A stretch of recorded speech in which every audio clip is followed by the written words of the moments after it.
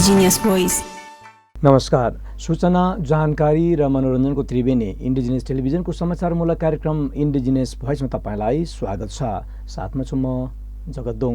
स्वतन्त्र सामाजिक सञ्चार संस्था इन्डिजिनियस मिडिया फाउन्डेसनले उत्पादन गरेको समाचारमूलक प्रस्तुति इन्डिजिनियस भोइस कार्यक्रम हो। यस कार्यक्रम मार्फत केही विश्लेषणात्मक सामाजिक सन्दर्भ र ताजा जानकारीहरू प्रस्तुत गर्दै आएका छौँ।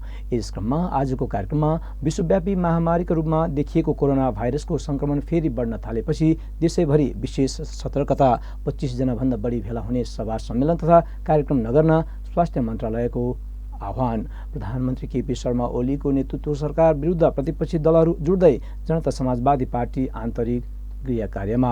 नेकपा माओवादी केन्द्र छाडेर सरकारमा सामेल भएका गृहमन्त्री रामबहादुर थापा बादल समेतलाई माओवादीबाट निष्कासन, मन्त्रीमा पुनर्नियुक्ति। आदिवासी जनजातिहरूले आफ्नो ज्ञानको बौद्धिक सम्पत्तिको अधिकार सुनिश्चित गर्न माग। आनुवंशिक स्रोत तथा ज्ञान सम्बन्धी कानुन बनाउँदा ध्यान दिन विधायकहरूलाई आग्रह। आधारभूत तहको विद्यालयमा नेपाल भाषाको शिक्षा प्रारम्भ गरेको भन्दै काठमाडौँ महानगरका पदाधिकारी सम्मानित। बहुभाषिक शिक्षा बनाउने प्रतिबद्धता लगायतका समाचार तथा विश्लेषणात्मक सामग्री प्रस्तुत गर्नेछौँ।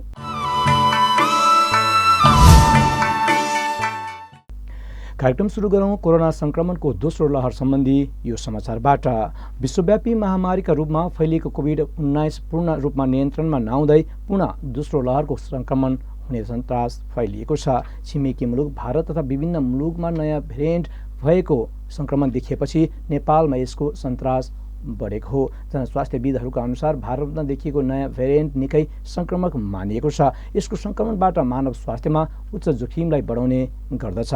नेपालमा गत साताबाट यस्तो संक्रमण बढेको छ। हरेक दिन 350 को हाराहारीमा नयाँ संक्रमित थपिएका छन्। यो संख्या परीक्षण गराएकाहरूको मात्र हो। खुला सिमानाका कारण भारतबाट नेपाल पस्नेहरूमा यस्तो संक्रमण देखिएको हो। पर्साको वीरगञ्ज र कञ्चनपुरको गड्डा चौकीबाट नेपाल प्रवेश गर्नेहरूमा यस्तो नयाँ प्रजातिको कोरोना संक्रमण देखिएको हो। संक्रमणको संख्या बढेको अनुमान गर्दै स्वास्थ्य मन्त्रालयले सार्वजनिक स्थलमा भिडभाड नगर्न र 25 जनाभन्दा बढी भेला हुने सभा सम्मेलन तथा भोज नगर्न आह्वान गरेको छ। संक्रमणबाट जोगिनका लागि अपनाउनु पर्ने उपचारका बारे स्वास्थ्य मन्त्रालयले सार्वजनिक रूपमा सुझाएको छ। मोबाइलको रिङटोनमा फेरि कोरोनाबाट बच्ने उपाय सम्बन्धी सार्वजनिक सूचना बज्न थालेको छ। भिडभाड नगर्ने, दूरी कायम गर्ने तथा मास्क र सेनिटाइजरको प्रयोग गर्ने बानीलाई फेरि नियमित बनाउनु पर्ने स्वास्थ्य कर्मीहरूको आग्रह छ।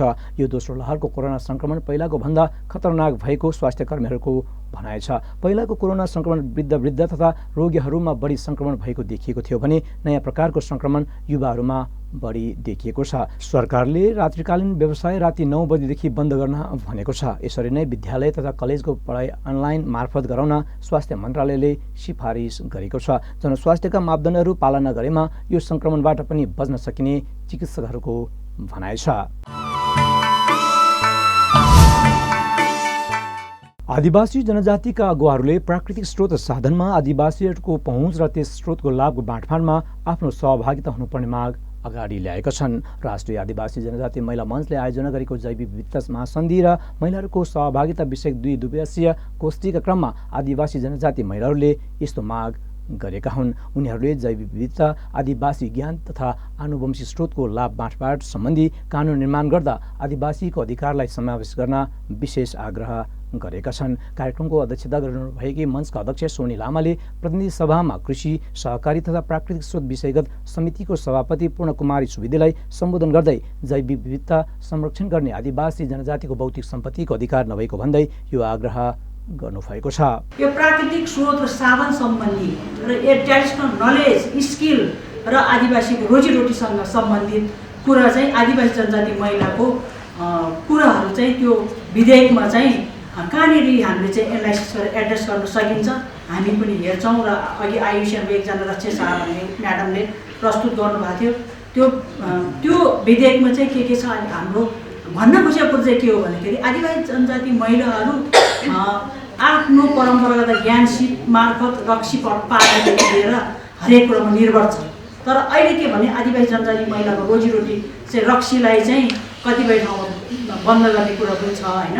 अनि हाम्रो चाहिँ भनाइ के भने रोजीरोटी कि त ग्यारेन्टी गर्नु पर्यो, वैकल्पिक बाटोहरू रोज्नु पर्यो कि त उसको भएको सिपलाई चाहिँ लोकल गभर्मेन्टले हो, नेसनल गभर्मेन्टले हो रिकगनाइज गर्नु पर्यो, उसको नाममा नै ब्रान्डिङ हुनु पर्यो भन्ने हो। त्यस कारणले अर्को कुरो चाहिँ आदिवासी जनजाति महिलाको चाहिँ यो प्राकृतिक स्रोतसँग साधनसँग चाहिँ अनाश्रित सरकार रहने भएको हुनाले भोलिको विधेयकहरूमा चाहिँ आदिवासी जनजाति महिलाहरूसँग पनि कन्सल्ट गर्नु पऱ्यो, सरसल्लाह गर्नु पऱ्यो, युनियन अधिकारलाई पनि स्थापित गर्नु पऱ्यो भन्न खोजेको हो। यसमा चाहिँ मान्य सभापतिज्यूले हाम्रो त्यो इस्युहरूमा पनि फेरि पनि हामी भेट्न चाहन्छौँ, उहाँले पक्कै पनि भेट्नुहुनेछ। जैविक विविधता महासन्धि नेपालले अनुमोदन गरिसकेको अन्तर्राष्ट्रिय कानुन हो। जैविक विविधतामा धनी मानिएको नेपालमा आदिवासीहरूले आफ्नो प्रथा, परम्परा र ज्ञानको सदुपयोग गर्दै जैविक विविधतालाई संरक्षण गर्ने गरी आफ्नो जीवनशैली बनाएका छन्। तर पनि उनीहरूको ज्ञानको संरक्षण हुन सकेको छैन। हाम्रो सहकर्मीको थप रिपोर्ट। सन् 1952 ब्राजिलको रियो द जेनेरोमा संयुक्त राष्ट्रसङ्घीय जैविक विविधता महासन्धि पारित भए पनि नेपालको आदिवासी समाजमा त्यसको उपयोगिताका बारे कम चर्चा र चासो हुने गरेको छ। यही अवस्थालाई ख्याल गरेर राष्ट्रिय आदिवासी जनजाति महिला मञ्चले जैविक विविधता महासन्धि र महिलाको सहभागिता विषयक 2 दिवसीय तालिम गोष्ठीको आयोजना गरेर जैविक विविधता, आनुवांशिक स्रोत, माथिको पहुँच तथा लाभको बाँडफाँड लगायतका विषयमा सचेतना फैलाउने प्रयास गरेको छ। यसै साथ काठमाडौँमा आयोजित सो कार्यक्रममा आदिवासी अभियन्ता कमल साम्पाङ राईले आदिवासी महिला र जैविक विविधतामा परम्परागत प्रथाजनित अभ्यासका बारे प्रकाश पार्नु भएको थियो। प्याटेन्ट भन्नुभएको छ नि हजुरहरूले, बौद्धिक सम्पत्ति हो। प्याटेन्ट चाहिँ WTO भन्ने एउटा चाहिँ ठुलो ट्रेड, वर्ल्ड वाइड ट्रेडको ऊ छ।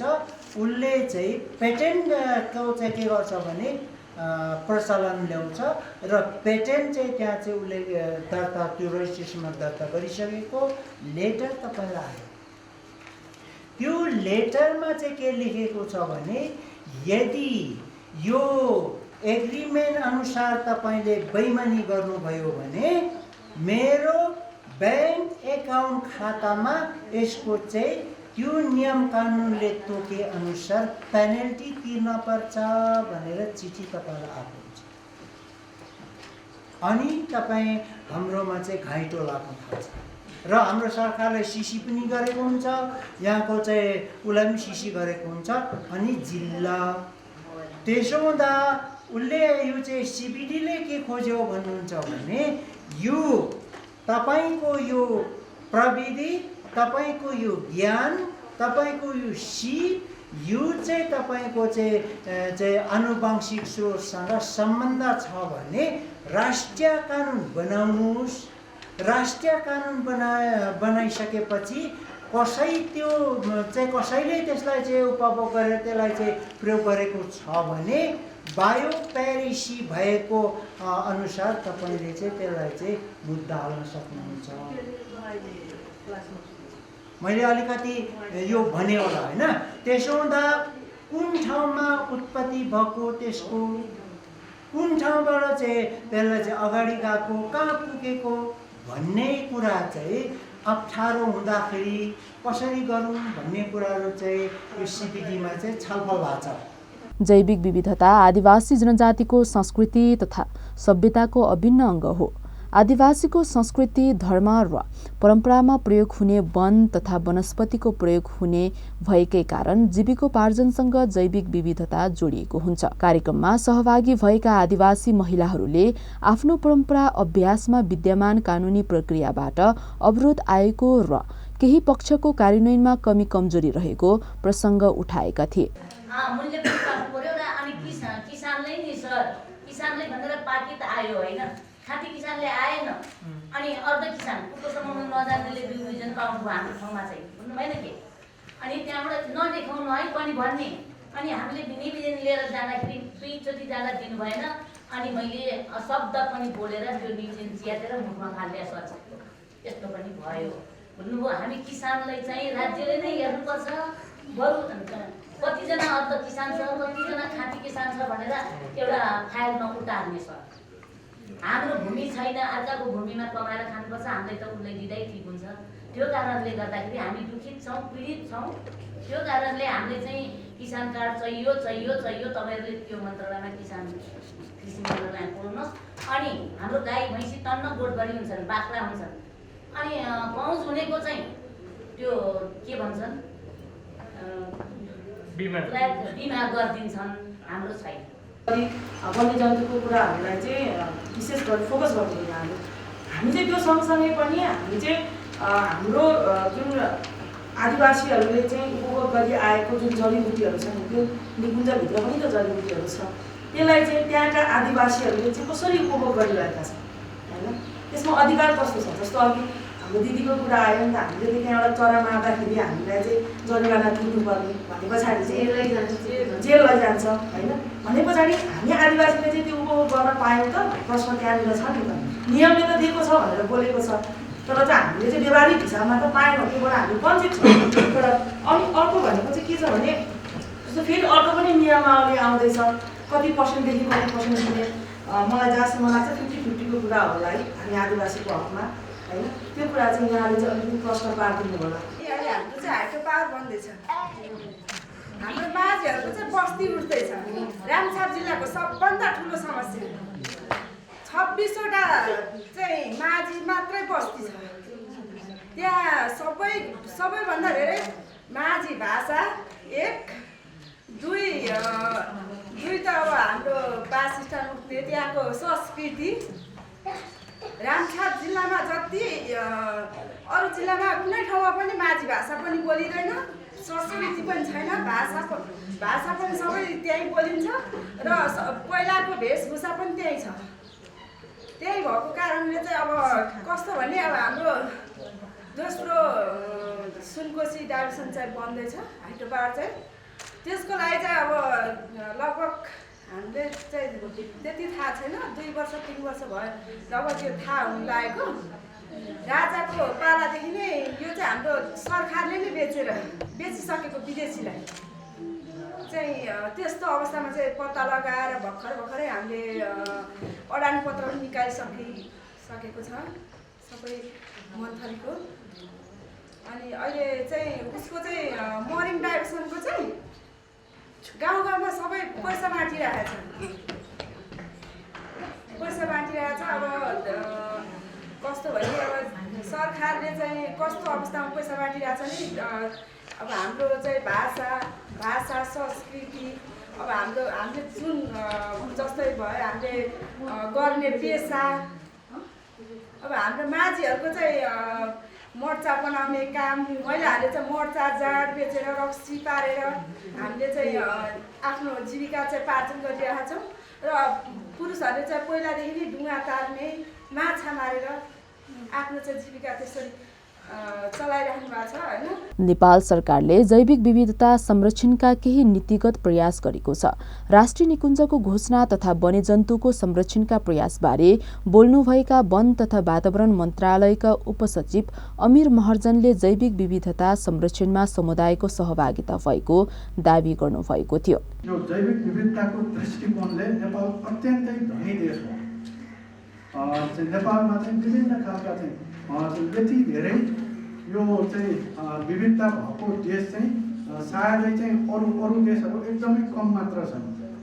नेपाल एक त सानो देश हो र चाहिँ त्यो सानो देशमा पनि यो जैविक विविधताको दृष्टिकोणले चाहिँ एकदमै चाहिँ यो धेरै विविधता भएको चाहिँ देश हो र त्यस हिसाबले जैविक विविधताको हिसाबले नेपाल चाहिँ एकदमै धनी देश हो भनेर चाहिँ यो एउटा स्लाइडले चाहिँ चित्रित गर्छ र यसमा चाहिँ अब केही नेपालीमा पनि छ, केही इङ्ग्लिसमा पनि छ, तर म चाहिँ अब तपाईँहरू सबैलाई चाहिँ यो चाहिँ नेपालीमै यो भन्छु। यसमा चाहिँ म त्यसरी चाहिँ अगाडि बढ्छु र यसले चाहिँ हाम्रो यो जैविक विविधतालाई चाहिँ चित्रित गर्छ। उपसचिव महर्जनको प्रस्तुतिमाथि आदिवासी महिलाहरूले विभिन्न प्रश्न राख्दै आदिवासीको परम्परागत सेप ज्ञानको अभ्यासमा सरकारको नीति सहयोगी नभएको टिप्पणी गरेका थिए। त्यसैगरी कृषि जैविक विविधतामाथि प्रकाश पार्दै आदिवासीको परम्परागत कृषि परम्पराले जैविक विविधता संरक्षणमा सहयोग पुगेको बताउनु भएको थियो। जैविक विविधता भन्नुको अर्थ के हो? अघि सरले धेरै भनिसक्नु भएको छ। जैविक विविधता भन्नुको अर्थ के हो? जैविक विविधता भन्नुको अर्थ चाहिँ हामीले खेती गर्दाखेरि हाम्रो देश भौगोलिक रूपमा विविध भन्छौँ नि, धेरै हावापानी मिलेको देश हो, धेरै हावापानी छ हाम्रो देशमा है। त्यस्तै हाम्रो जात जातिहरू पनि हामी धेरै छौँ नि, 4 जात 36 वर्ण होइन, विभिन्न चाहिँ हामी यहाँ त कति जातहरू छौँ होइन। मलाई लाग्छ अब हाम्रो 150 भन्दा बढी त हामी जात जातिहरू छौँ यहाँ, तर सबै मिलेर बसेका छौँ। त्यस्तै हाम्रो बिरुवा भनौँ न, यो बिरुवाहरूमा कृषिमा पनि होइन विभिन्न चाहिँ हाम्रो उत्पादन हुने बालीहरू छ नि, त्यसको बालीको विविधीकरण विविध बालीहरू छ। हाम्रा पहिलेदेखिको हेर्ने हो भने हाम्रो चाहिँ हिमालमा कुन खेती हुन्थ्यो, पहाडमा कुन खेती हुन्थ्यो, तराईमा कुन खेती हुन्थ्यो होइन। अहिले त्यो खेती हुन्छ कि हुँदैन, त्यहाँका चाहिँ किसानहरू अथवा त्यहाँका आदिवासी अथवा त्यहाँका स्थानीय पहिला महिलाहरूले जुन खेती गर्नुहुन्थ्यो, अहिले त्यो खेती हुन्छ कि हुँदैन त त्यहाँ है। त्यो घटिराखेको छ अथवा लोप भएर गएको छ, त्यो चाहिँ अनि त्योबाट हुने फाइदा है, मैले अब पहिलाको अलिकति जोडेँ है, त्योबाट हुने फाइदा उहाँले पाउनु भएको छ कि छैन त, यो बाटोमा जोड। जैविक विविधता भनेको धेरै विविध हुनुपर्छ है, विविध हुनुपर्छ भन्छ। विविधता हुनु पर्यो, किन हुनु पर्यो भने हामी पछिल्लो समयमा त यस्तो किसिमको चाहिँ वातावरण परिवर्तन, जलवायु परिवर्तन हुँदै गएको छ, यो विश्व सङ्कटमा पर्दैछ। हेर्नुहोस् है, म त्यहाँनिर जोडेँ। यो किन पर्दैछ भने हामीले पुरातन होइन धेरै प्रकारका बालीहरू चाहिँ नेपालबाट मात्रै होइन, संसारबाट धेरै प्रकारका आनुवंशिक स्रोतहरू लोप भएर गइसके। धेरै नेपालमा पनि धेरै जातहरू लोप भएर गए। आदिवासी ज्ञान तथा परम्पराबारे भाषाविद अमृत योञ्जन तामाङले आदिवासीको भाषा र जैविक विविधता सम्बन्धी प्रकाश पार्नु भएको थियो। कार्यक्रमको दौरानमा आदिवासी महिलाको सिपसँग सम्बन्धित घरेलु रक्सी र कानूनी प्रक्रियाका बारे विशेष संवाद भएको थियो। कार्यक्रममा वन उपभोक्ता महासंघ, भूमि अधिकार कर्मी तथा महिला अधिकार कर्मीहरूको सहभागी थियो। प्रतिनिधि सभामा कृषि सहकारी तथा प्राकृतिक स्रोत समितिकी सभापति तथा पूर्व उपसभामुख पूर्ण कुमारी सुवेदीले संसदले कानून निर्माण गर्दा यस सम्बन्धी ध्यान दिने बताउनु भएको थियो। उहाँले कार्यक्रममा सहभागी भएकाहरूलाई प्रमाणपत्र समेत वितरण गर्नुभएको थियो। आदिवासीहरूका जैविक विविधता संरक्षण सम्बन्धी ज्ञानका धेरै पक्षहरू छन्। यस्तो ज्ञानको अभिलेखीकरण र समुदाय स्तरमा यसको प्रचार प्रसार हुन आवश्यक छ। क्यामेरामा शैलेश डङ्गोलका साथमा डोल्मा शेर्पा, काठमाडौँ। चैत्र कृष्ण औँसीमा मनाइने गोडे जात्रा आइतबार सम्पन्न भएको छ। परम्परा अनुसार काठमाडौँको टुँडीखेलमा नेपाली सेनाद्वारा व्यायाम तथा खेलकुद प्रदर्शन गरिएको थियो। यस अवसरमा बसन्तपुरको कुमारी घरबाट जीवित देवी कुमारीलाई टुँडीखेलमा ल्याई 21 तोपको सलामी दिने परम्परा छ। गोडे जात्राको दिन आदिवासी नेवार समुदायमा शुभकामना आदान प्रदान गर्ने उद्देश्यले भोज खुवाउने र खाने प्रचलन छ। काठमाडौँ महानगरपालिकाले आधारभूत विद्यालयको तहमा लागू हुने गरी स्थानीय नेपाल भाषामा पाठ्यक्रम बनाएर लागू गरेको भन्दै महानगरका प्रमुख तथा पदाधिकारीहरूलाई नेवा पत्रकार राष्ट्रिय दबुले नागरिक अभिनन्दन गरेको छ। थप समाचारका साथ हाम्रो सहकर्मीको यो अर्को रिपोर्ट। आधारभूत तहको विद्यालय शिक्षामा स्थानीय पाठ्यक्रम लागू गरी नेपाल भाषा संरक्षणको वातावरण निर्माण गरेको भन्दै नेवा पत्रकारहरूको संगठन नेवा पत्रकार राष्ट्रिय दबुले काठमाडौँ महानगरपालिकाका प्रमुख लगायत पदाधिकारीहरूलाई नागरिक अभिनन्दन गरेको छ। काठमाडौँको बसन्तपुरमा आयोजित नागरिक अभिनन्दन कार्यक्रममा महानगर प्रमुख विद्यासुन्दर शाक्य, उपप्रमुख हरिप्रभा खड्की श्रेष्ठ समेतलाई अभिनन्दन गरिएको हो। नेवा पत्रकार राष्ट्रिय दबुको काठमाडौँ जिल्लाले आयोजना गरेको कार्यक्रममा उपप्रधानमन्त्री ईश्वर पोखरेलले अभिनन्दन पत्र प्रदान गर्नुभएको थियो। महानगरका प्रमुख प्रशासकीय अधिकृत राजेश्वर ग्यावाली लगायत शिक्षा शाखाका प्रमुख, पाठ्यक्रम लेखकहरू र कार्यपालिकाका सदस्यहरूलाई पनि त्यस अवसरमा अभिनन्दन प्रदान गरिएको थियो। यस अवसरमा आयोजित समारोहलाई सम्बोधन गर्दै उपप्रधानमन्त्री पोखरेलले संविधानले व्यवस्था गरेको मातृभाषा शिक्षामा महानगरले असल काम गरेकोमा प्रशंसा गर्नुभएको थियो। नेपाली समाजको वास्तविकतालाई ख्याल गरेर नेपालको वर्तमान संविधानले गरेको किटानी व्यवस्थालाई आफ्नो ठाउँमा कार्यान्वयन गर्ने प्रतिबद्धता सहित जुन यो कार्यक्रम गर्नुभएको छ, यो कार्यक्रमको म सम्मान गर्न चाहन्छु, समर्थन व्यक्त गर्न चाहन्छु। हाम्रो संविधानले भाषाको सम्बन्धमा स्पष्ट व्यवस्था गरेको छ। नेपाली भाषा माध्यम भाषाको रूपमा रहे पनि विभिन्न प्रदेशमा बोलिने भाषाहरू त्यो ठाउँका लागि एउटा सरकारी कामकाजको भाषाको रूपमा पनि प्रयोग हुन सक्छन् भनेर संवैधानिक व्यवस्था गरिएको छ। त्यति मात्रै होइन, त्यो भाषासित सम्बन्धित भएको संस्कृति, धर्म, संस्कृतिका कुराहरूलाई उत्थान गर्नुपर्ने, विकास गर्नुपर्ने कुराहरू पनि उल्लेख गरिएको छ। म काठमाडौँ महानगरपालिका, त्यसका प्रमुख उपप्रमुखज्यूहरूलाई विशेष धन्यवाद भन्न चाहन्छु। आफ्नो मातृभाषामा यहाँका विद्यालयहरूमा 1 कक्षादेखि 8 कक्षासम्म जो पठन पाठन प्रारम्भ गर्नुभएको छ, यसको लागि म उहाँहरूलाई धन्यवाद भन्न चाहन्छु र यो अभियानले निरन्तरता पाओस्, म विशेष आग्रह गर्न चाहन्छु। यो केवल एउटा जाति विशेषको भाषाको मात्रै कुरो होइन, हामी नेपालीहरूको इतिहासको कुरा हो, हामी नेपालीहरूको जातीय पहिचानको कुरा हो, हाम्रो धर्म र संस्कृतिको कुरा हो, हाम्रा पुर्खाहरूले प्रारम्भ गरेको एउटा ऐतिहासिक वास्तविकतालाई सम्मान गर्ने कुरा हो। यो चिजलाई ख्याल गरेर तपाईहरुले जो प्रारम्भ गर्नुभएको छ, यो प्रारम्भ गर्नुभएकोमा म तपाईहरुलाई धन्यवाद भन्न चाहन्छु, तपाईहरुप्रति म सम्मान व्यक्त गर्न चाहन्छु।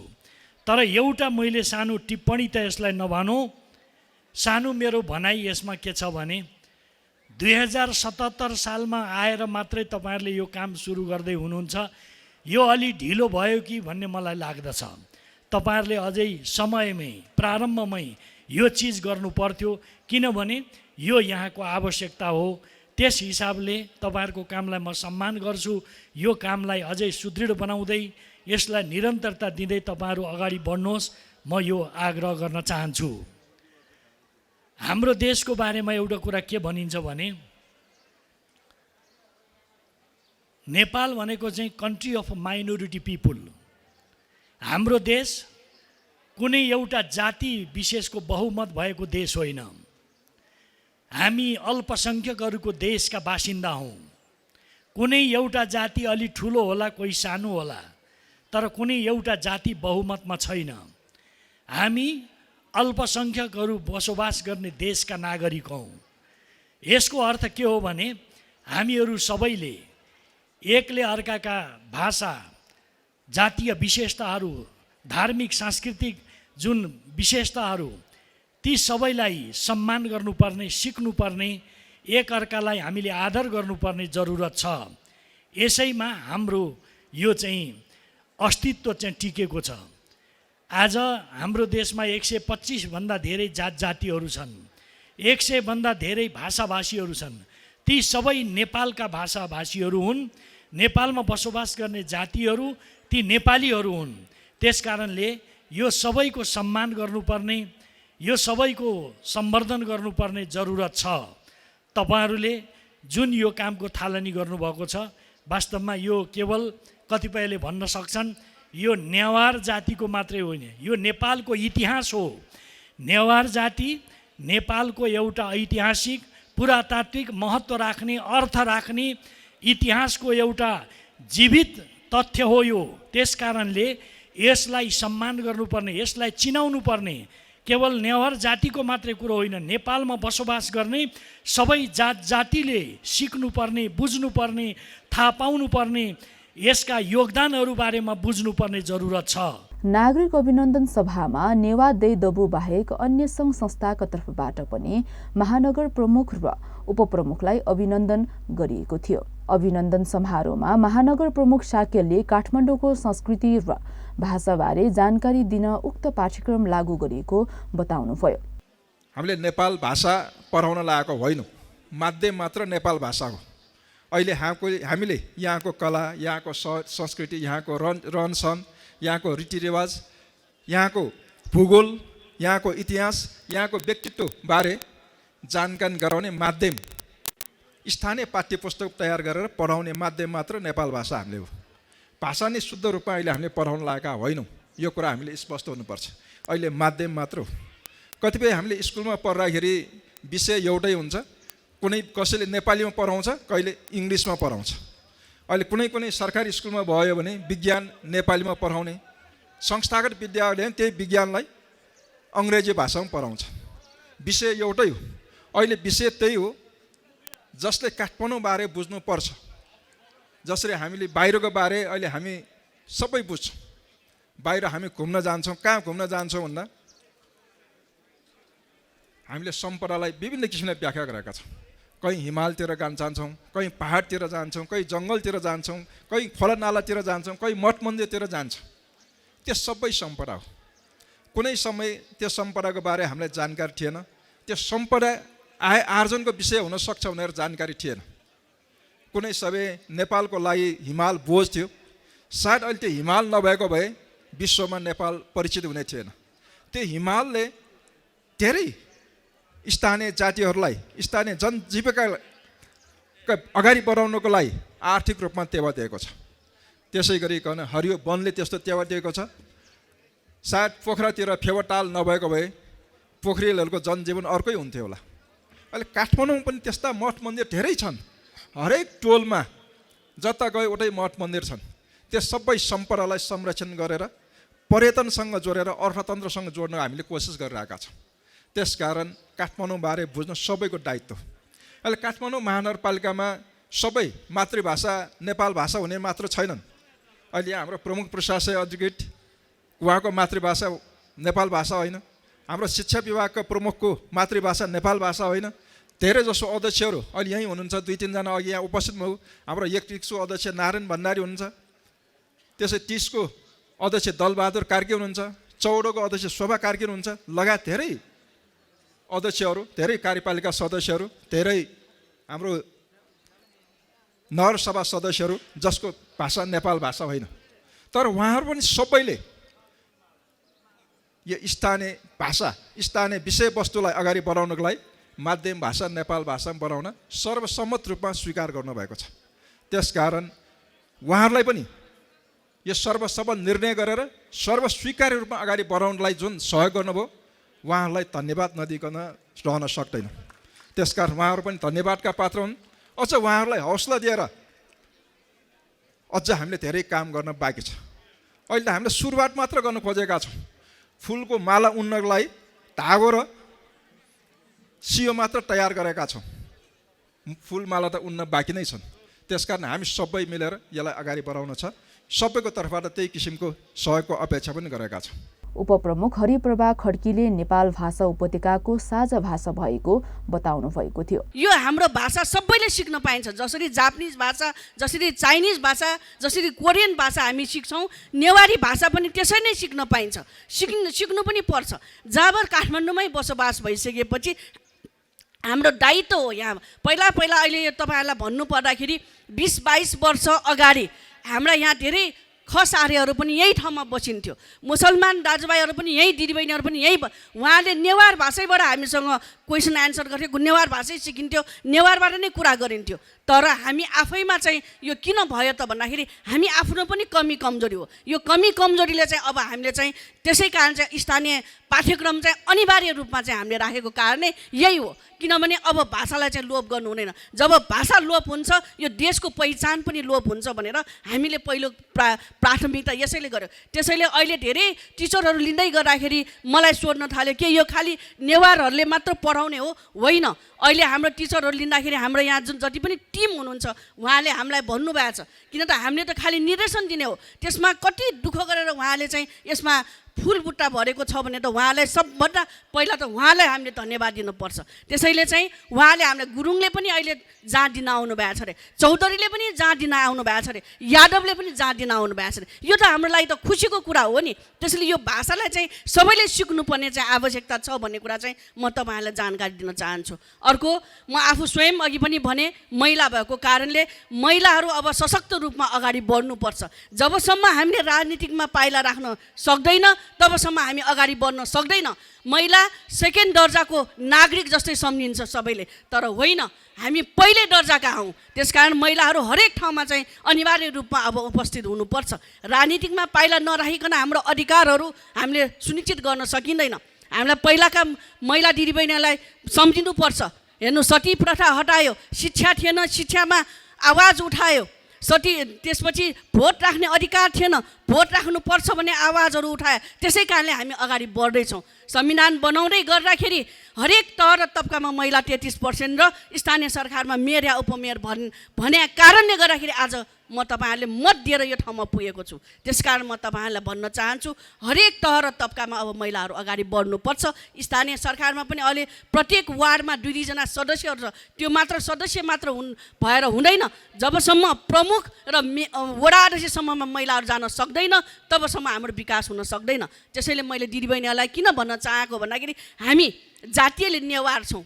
धेरै कुराहरू नेवारहरू अगाडि बढ्न हिचकिचाइन्छ। त्यो हिचकिचाइ गर्दाखेरि हामी आफै पछाडि परेको त्यो कसैले पनि विचार गर्न सकिएन। त्यसैले सबभन्दा पहिलो कुरा चाहिँ हामी राजनीतिकमा अगाडि नबढिकन, संस्थामा काम नगरिकन अगाडि बढ्न सकिँदैन।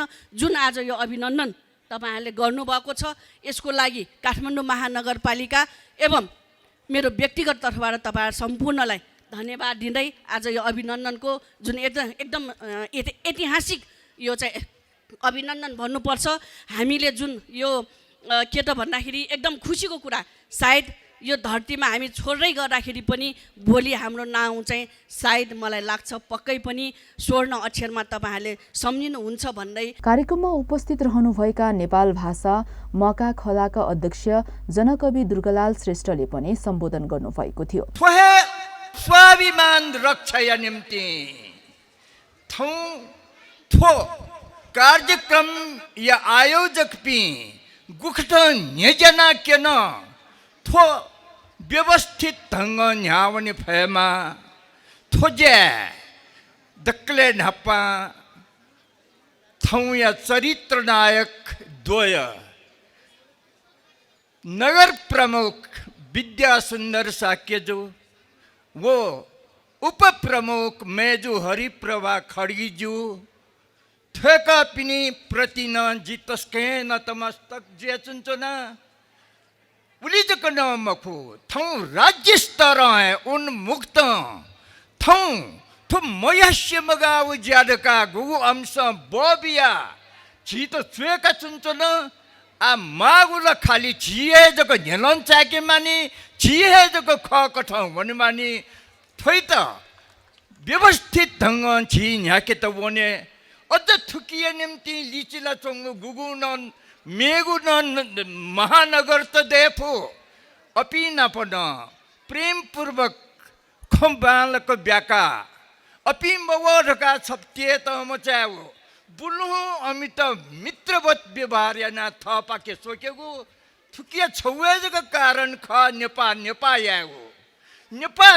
याउ या निम्ति एजको नेलौं चाउ शिबे मेगु झिसन या मावे छुमरु झिगु राजनीति रासान थोया ख धर्म धासान थोया ख उकी थौ थोज्या गुगु न्याकल जिन धा थौ या नगर प्रमुख र उप प्रमुख पि वेका पिन्ट जी अलग न लुमंके माउदु छादास जिथन जिजुया मखो मंका खल या प्रतिनिधि जुया दावै चनाउदु मंका खल पुनर्जीवित यापी ठेका पी है खा ठेका पिन त अलग लुमंके उ देदनी लुमंके नतिने।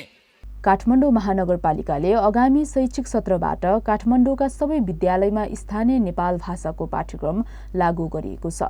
संविधानमा बहुभाषिक शिक्षाको अवधारणा आएपछि महानगरले पहिलो पटक यो प्रयास गरिएको हो। महानगरले महानगरभित्र बोलिने अन्य भाषामा पनि सो पाठ्यक्रम अनुवाद गर्ने जानकारी दिएको छ। काठमाडौँ महानगरको यो प्रयास आफैमा सकारात्मक भए पनि बहुभाषिक समाजका लागि नेपाल भाषाको प्रवर्धन गरिरहँदा अन्य भाषा उपेक्षित बन्नुहुन्न भन्नेमा सचेत हुनै पर्छ। क्यामेरामा रोशनी राईका साथमा डोल्मा शेर्पा, काठमाडौँ।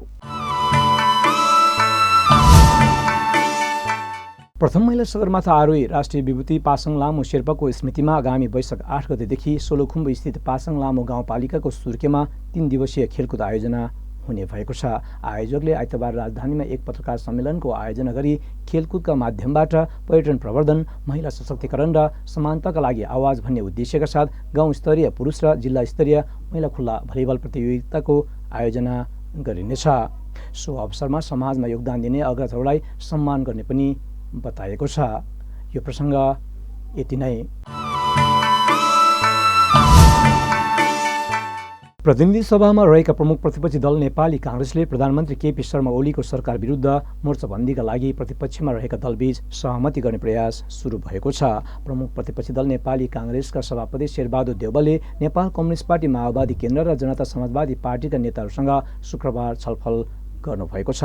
यो छलफलपछि जनता समाजवादी पार्टी आन्तरिक गृह कार्यमा जुटेको छ। यस पार्टीले आफ्नो नेता तथा कार्यकर्ताको रिहाई र संविधान संशोधनको मुद्दालाई नयाँ सत्ता समीकरणको मुख्य एजेन्डा बनाएको छ। यो एजेन्डामा प्रधानमन्त्री केपी शर्मा ओलीसँग पनि पटक पटक वार्ता भएको छ। सरकारले वार्ताका लागि कार्यदल गठन गरिसकेको छ, तर जनता समाजवादी पार्टीका शर्तहरू कानुनी र संवैधानिक भएको हुँदा सरकार अप्ठ्यारोमा परेको छ भने सरकार विरोधी गठबन्धन पनि यो मुद्दामा टुङ्गोमा पुग्न सकेको छैन। यसै कारण मुलुकको राजनीतिक समीकरणले ठोस आकार लिन सकेको छैन। उता नेपाल कम्युनिस्ट पार्टी, माओवादी केन्द्रले दल त्याग गरी नेकपा एमालेमा गएका नेता तथा सांसदलाई अनुशासनको कारबाही गरी पार्टीबाट निष्कासन गरेको छ। यसरी निष्कासित हुनेहरूमा गृहमन्त्री समेत रहनुभएका रामबहादुर थापा बादल पनि हुनुहुन्छ। उहाँ नेकपा माओवादी केन्द्रका अध्यक्ष पुष्पकमल दाहाल प्रचण्डपछिको वरियतामा रहनुभएका वरिष्ठ मध्येका एक नेता हुनुहुन्छ। उहाँसँगै निष्कासन गरिएका अन्य नेताहरूमा ऊर्जा, जलस्रोत तथा सिँचाइ मन्त्री टोमबहादुर रायमाझी, उद्योग वाणिज्य तथा आपूर्ति मन्त्री लेखराज भट्ट, शहरी विकास मन्त्री प्रभु शाह र श्रम तथा सामाजिक सुरक्षा मन्त्री गौरीशङ्कर चौधरी हुनुहुन्छ। प्रतिनिधि सभाका सदस्य रहनुभएका रायमाझी समेतका 4 नेताहरूको सांसदसँगै मन्त्रीपद समेत स्वतः खारेज भएको थियो, तर शुक्रबार नै उहाँहरू मन्त्रीमा पुनर्नियुक्ति हुनुभएको छ।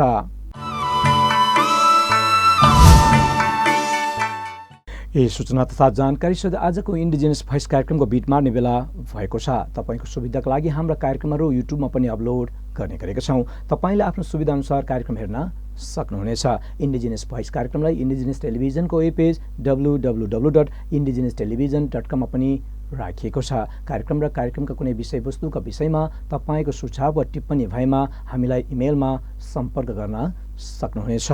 हामीलाई सम्पर्क गर्ने इमेल ठेगाना हो indigenoustelevision@gmail.com। हामी आदिवासी राष्ट्रका मूलधार हौँ। हाम्रो सरोकारमा हामीले नै खबरदारी गर्नुपर्छ। यही सन्देश र सूचनासहित आजको इन्डिजिनस भोइसबाट हामी सबै बिदा चाहन्छौँ। तपाईँको यो साता सुखद रहोस्। नमस्कार।